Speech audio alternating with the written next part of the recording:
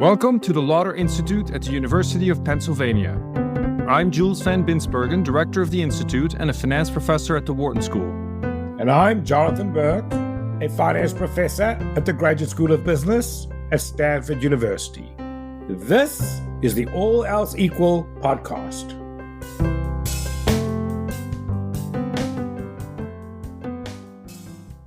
Welcome back, everybody. Today we're going to talk about a topic that Jules and I are close to our heart. We actually have a paper related to this topic, which is regulation. And I think the question really comes up because one of the big questions that the political candidates are debating right now is whether or not there's too much regulation in the economy. And so we thought it'd be worthwhile just talking about whose interest regulation's in and how it works.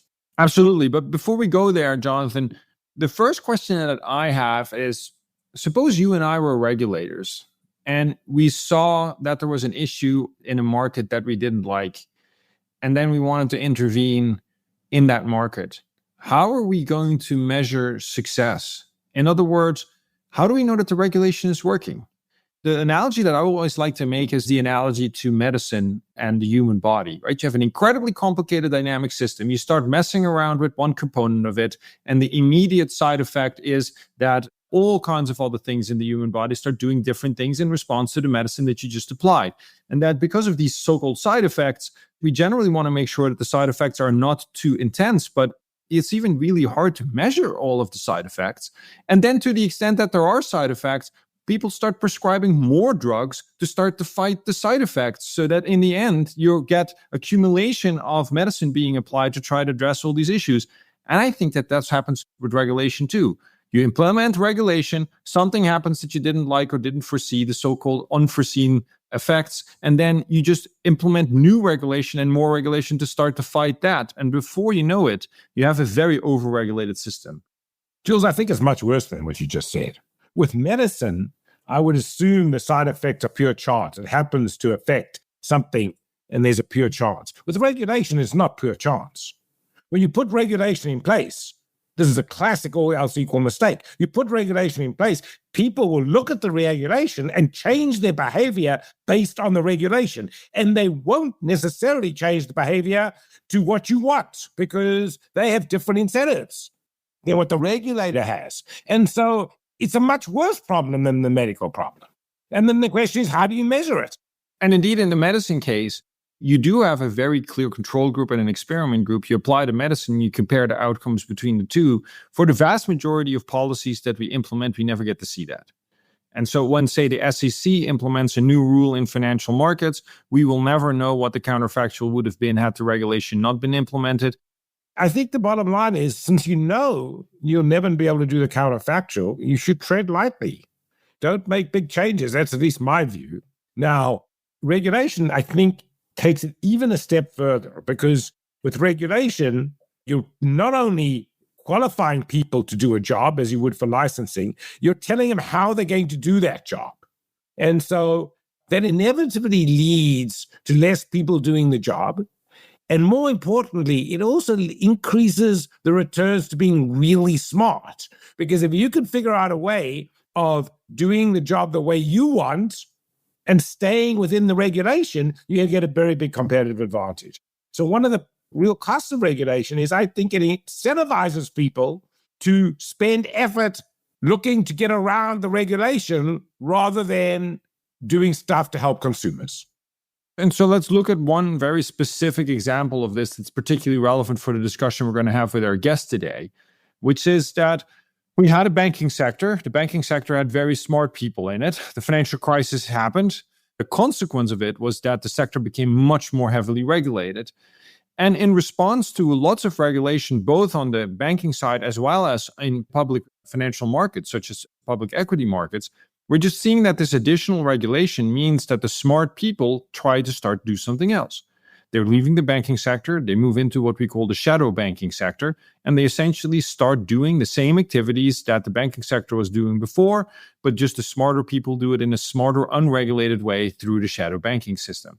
And so I think that banks are losing market share all over the place in all kinds of different product provisions, whether it's on the insurance market or whether it's on the mortgage market or whether it's in the direct lending market. It doesn't really matter where. They're losing market share to alternative parties like private equity funds that are much less regulated and that are now even starting to do private credit and all kinds of other financial products like insurance. It's a really nice example of what we were talking about. Think about it. You heavily regulate an industry, so it becomes an industry where there isn't much competition. But of course, the regulation limits the extent to which people can innovate and limits the profits in the industry. I mean, you have to be bright, but you don't have to be the very, very top person because it's not a very competitive place. And the very, very smart people go, wait, I can do much better than this, but I can't do it within the regulation. So I'm going to find another place to do it where I can really provide value and get rewarded immeasurably with that. And that's exactly what happened. So, there was a time when the best students at Stanford went to investment banks. Those days are gone. Today, the best students at Stanford go to private equity and the sector that grew out of the regulation from the financial crisis. And I would say today, the private equity firms essentially are what used to be the investment bankers. What do I mean by that? Investment bankers were places of very, very, very talented people doing incredibly innovative things and really greasing the financial system. And I would say that where that talent is today is in the private equity sector. And the effects are really, really large, right? And I don't just mean that by the extent to which people go to different places to work, as well as what the assets under management of these big private equity firms is. But also, let's just think about the amount of equity that's currently traded in public markets versus private markets. I think that probably about half of the corporations that used to be publicly traded are no longer publicly traded and moved into the private space. So these are really tectonic shifts in the way that financial markets are operating. And so I think that the effect on the US economy and how it's developed itself, I think the effects of regulation and laws that have been passed over time cannot be underestimated. This is not a little bit on the margin. This is really making people shift to different places just to avoid the regulation. So I think this is a good time to introduce our guest. Yeah, so our guest today is Jay Clayton, who was chairman of the Securities and Exchange Commission from 2017 to 2020. Today, he serves on the board of Apollo Asset Management, where he's the independent chair and chair of the executive committee. And he's also a policy advisor to the firm he worked for before he went to the SEC, Sullivan and Cromwell. Jay, welcome to the show. Well, it's nice to be with you both. I look forward to a engaged and lively discussion. As you know, the podcast is called All Else Equal. And what we often discuss on the podcast are so-called all else equal mistakes, which is that decision makers think that if they try to change something in the world, in economics or elsewhere, that the rest of the world will stay constant. But of course, in reality, as soon as you make a decision or you try to intervene with regulation, you have an effect on the people that you're trying to regulate. And so the question is, if we look at regulation also in your experience as the head of the SEC, in what fraction of regulatory intervention in markets does the regulation actually achieve the stated goals? And are unintended consequences inevitable, or are there things that can be done about them? First of all, congratulations on that name for your podcast, because it is the issue that regulators grapple with the most when they're being serious about regulation. In almost all cases, there are unanticipated or even anticipated secondary effects. They're often more costly than estimated. They're often more profound than estimated. And the more complex the system, the more likely they are to occur. That's just the reality of regulation. And in modern markets, where I think I have some expertise, it's almost always the fact that there are unintended consequences. Let me follow up on that, because my own view is that what people call unintended consequences are just the equilibrium effects that we should have anticipated. Mm-hmm. And taking that argument a stage further, since people are always going to react to the regulation, when you regulate, in my view, you actually enhance the return to skill, because you need really smart people to figure out a way around the regulation. And at the same time, the regulation is reducing competition, which in the end means that the regulation itself could very easily make the world worse off. You've reduced competition, you've increased the returns to skill, you have a lot of very smart people, instead of creating real value, are creating regulatory arbitrage. So the question is, how often does regulation actually achieve good as opposed to these ultimately not achieving good? Well, Jonathan, let me be positive, and then I'll come back to your comment.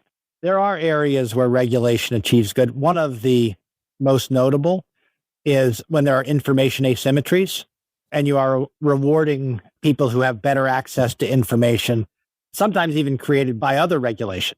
Breaking down information asymmetries and allowing competition is one way to have, I think, very effective regulation.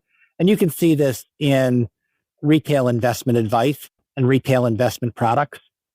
In every area where there's transparency of total cost, said another way, how much of my money is actually going to work for me and how much of it is going to frictions and intermediaries.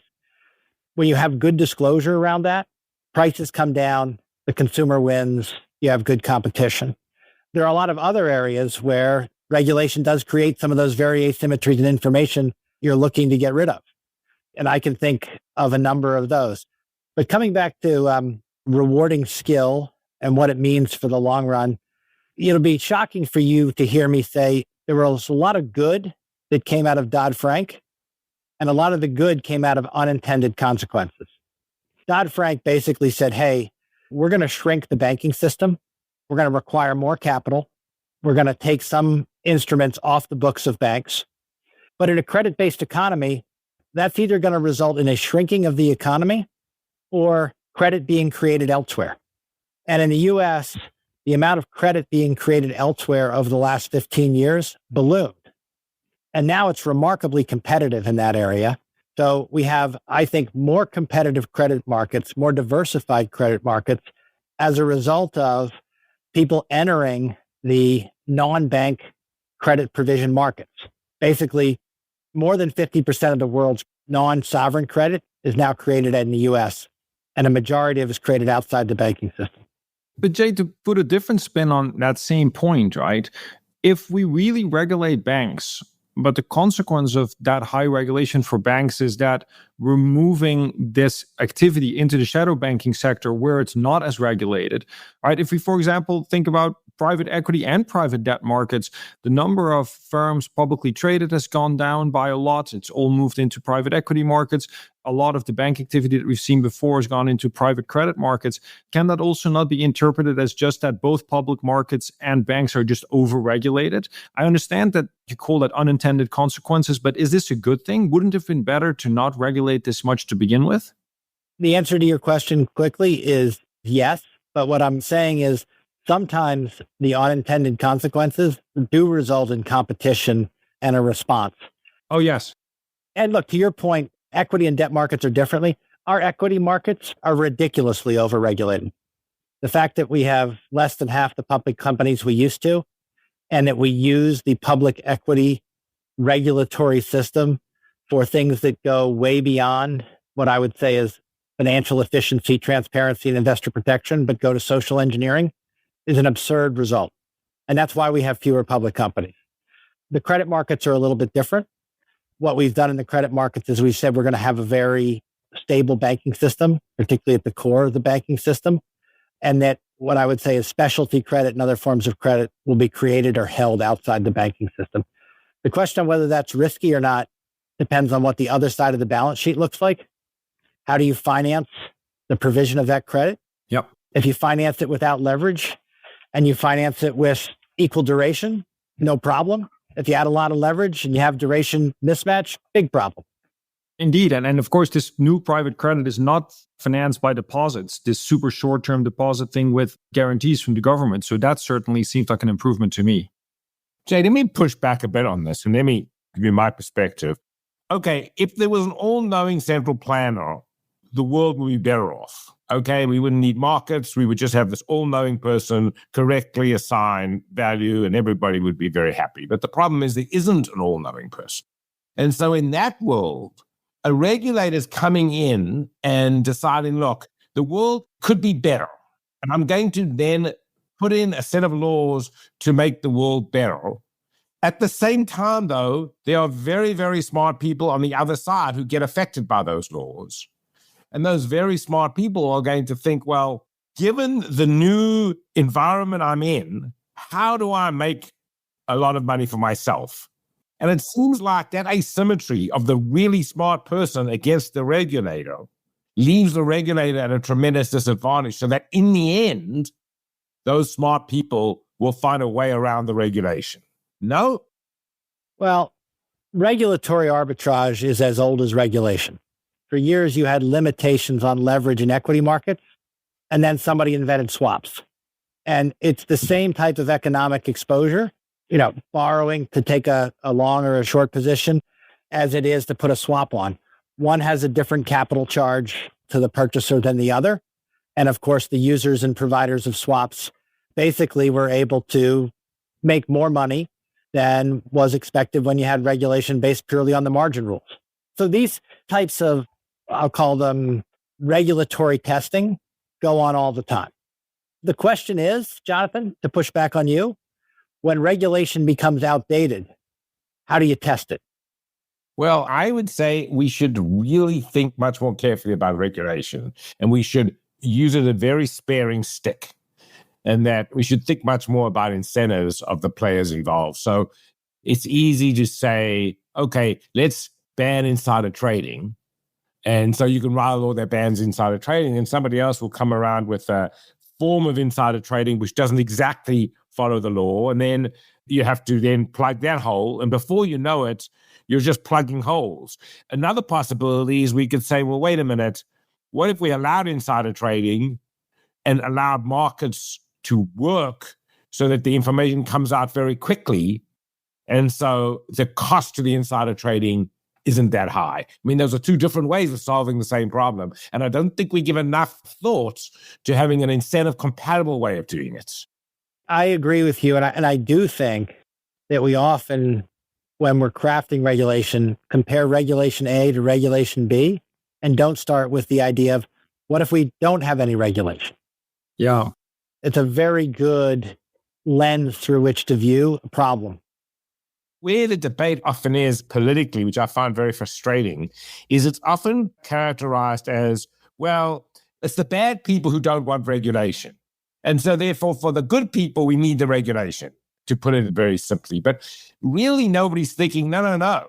If we set the world up with enough competition, the so-called bad people might actually act in a way that is good for the so-called good people. And we don't think carefully enough about those situations. So to add to that, Jonathan, I think that we also need to think about the possibility that the regulator itself is part of a principal agent problem. For example, the purpose of the SEC, at least its stated goal, is to protect consumers, right? But that whole objective already raises one question, which is, wouldn't we generally want to maximize total surplus rather than just consumer surplus? That's the first question that raises. But secondly, if we look at how different heads of the SEC have interpreted their role, I think Gary Gensler, for example, interprets his role very differently than you did, Jay. Correct me if I'm wrong. But that just makes you wonder to what extent the objectives are even really the same. I think the recent Supreme Court cases you have seen are a reaction to regulatory bodies looking to solve problems that are outside of their power or expertise. Yes.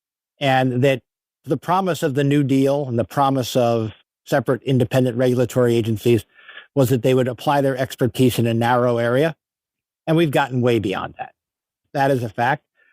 I do agree with both of you that if you can craft a set of rules, a marketplace, or massage it where you have real competition, that is the best result, by far the best result, particularly in financial services markets. Getting rid of opacity, getting rid of information advantages, getting rid of advantages for people who have more capital versus less capital, those types of things, you have incredibly efficient markets. Our large cap, not across the spectrum, but our large cap equity markets now are incredibly competitive. You can get in and out of exposure to our top 100 stocks for fractions of a penny with pretty good liquidity. Like, that is a great result. More of that in different places would be good. But while we're on the SEC, the official role of the SEC is to protect individual investors. What do you think? Do you think the SEC is doing a good job of that at the moment? Not even at the moment, for the last 20, 30 years. I think that it has a three-part mission, Jonathan. It is to protect investors. It's also to facilitate capital formation, to grow the capital markets. Oh, good. Which enhances returns, and to provide for efficient exchange. That's the three-part mission. I can tell you the way I looked at it, which is generally institutions are pretty good at taking care of themselves and fighting the regulators. There's probably 10 to 20 trillion, let's just say it's 10 trillion of middle-class money in the marketplace. If you get the costs of going in and out of the market over a year down by 50 basis points, that's $50 billion a year that goes into the pocket of retail investors. I think in that area, the SEC has done very well over the last 2 decades. Have we done overall well for growing the economy through SEC regulation? No. We have gotten in the way of capital formation with SEC regulations in a lot of ways. The climate rule that's now on hold is probably one of the best examples of incredibly misguided regulation. No expertise, no demonstrated value in the data other than a general desire to have some client data. Coming back then to this point and the previous point that you made, which is that, there's this overreach and this desire to go outside of what the narrow mandate is and where the expertise is. What do you think explains that trend? Why do we see so much more of that today? Not just, I think, at the SEC, but broadly at institutions. What do you think drives that? I think one overriding driver is Congress's abdication of its responsibility. So thorny issues like climate change, social justice, education, these are right in the heart of what Congress should be doing. But instead, it is very politically expedient to call in the head of the SEC, for example, pound the table and say, what are you doing about climate change?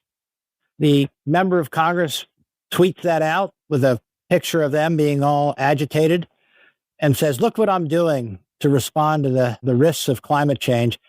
And the silly regulator sits there with no expertise whatsoever in how to handle issues like climate change and says, oh, sure, I'll go try and do something about it. Instead of pushing back and saying, look, climate change is a matter of national security. It's a matter of energy policy. It's a matter of trade. And it's a matter of economic policy. That belongs with you. You tell me what the transition for our energy sector is, and I'll figure out how to help companies disclose it. But don't put it on me to be the architect of what our climate transition looks like. That's what the regulators should say, but they don't.